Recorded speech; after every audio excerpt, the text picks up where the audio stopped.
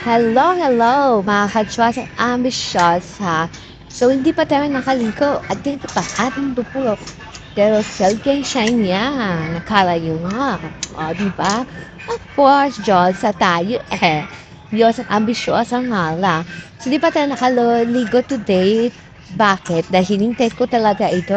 Ano bang hinihintay ni Diyos ang ambisyosa? So, of course, if you're ambisyosa, kasi ambisyosa na may hilig sa mga haling mga products. You know, pagdating sa skin, like that. So, syempre, trending to ngayon. Ano ba ito hulaan nyo? Trending to ngayon. So, ayun, nakita ko nga ito, na trending. My God! Unboxing tayo ngayon ng ating Cinamide. Ayan, serum. So, ito-try natin to. My God. Kasi matanda ito sa balat, lalo na ito is for whitening and hydrated. So, ang kinita pa ako dyan po, may kailangan natin ng sample. So, kailangan natin. Kung talagang, yung skin natin is putik siya natin. Diba? Super gosh. Ako nagkakaroon na ako ng mga, ay nakita yan, mga allergies sa kain ng manok. So, ayun, kasi maputi ako, nakikita yung pula-pula. At plus, kalmot pa ng aking mga fire babies. Ayan, nakakapimpos ako. Oh, yun, diba? So, ayan na. Then, itong hyaluronic acid. Ashley, ayan. So, mamaya, itatry natin to. So, ito po naman ang itsura.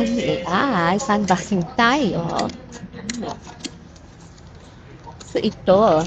So, napakasulit, napakalaki. At try natin at mag-reviews tayo after 1 week.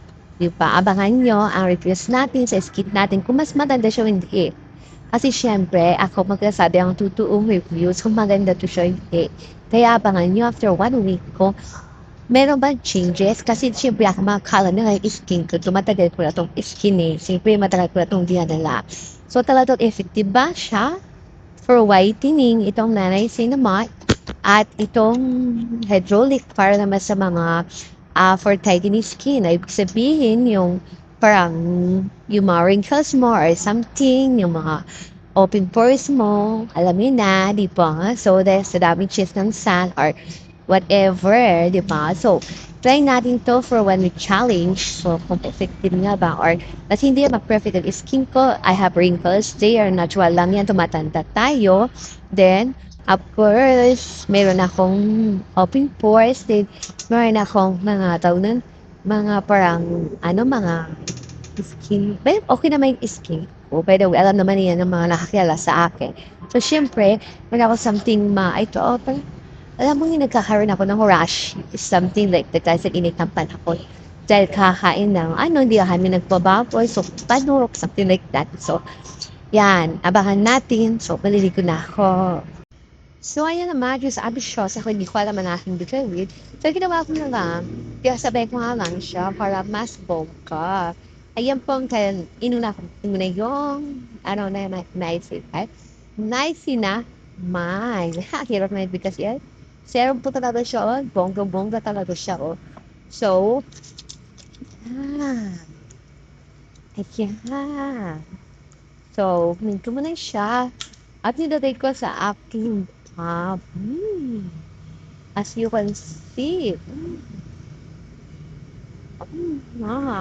Tikit mata. Ayun. Yan. Kasi dark sensitive ko talaga. Yan talaga brown mo. So, yan. So, yan. Dito sa aking titig-titigan. Lagi nag-i-expose ng araw. Oh, ayan. So, nasa kwarto tayo at fully air condition po dito. Kaya malamig.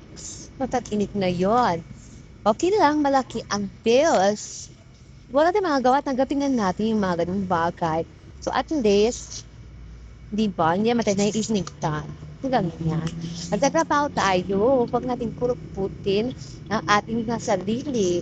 Trabaho tayo para sa ating, di ba? So, dapat lang din. Ba, yeah. Yeah. At So, puputulin ko na muna ito kasi masyadong masilad na yung part sa baba kasi lahat gagawin ko nga, diba? So, before that, bago putulin, ayan, syempre, diba? Kailangan ma-absorb siya. Ayan. So, dito sa mukha na, absorb na. Ayan. Sa mukha. Ayan. So, the next, ito naman. Para tayo sa baba. So, hindi sa lang natin siya lamang masama. Mali mo mas bonggang effect, di ba? Mabilis siya ma-absorb. So, gusto ko siya. Yan. Yan.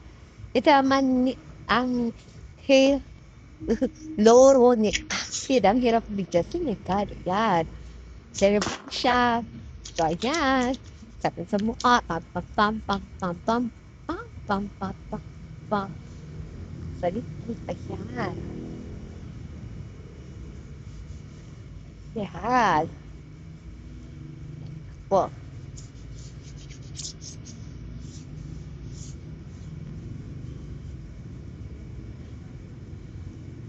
No.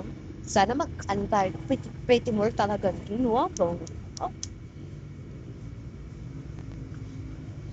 yan. So, putulin nga natin. 3 minutes na. Kasi magbaba na tayo kasi nakabog. Ang nolang mo. Bawal yun. Di ba? So, ayun. Tapos tayo. Yan. Ganda na nga ano po skin ko. Lagkit. Hindi naman ganun kalagkit.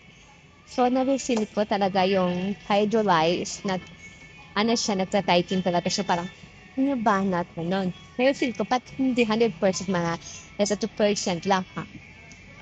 Yan. So, syempre, di naman talaga as in ako, diba?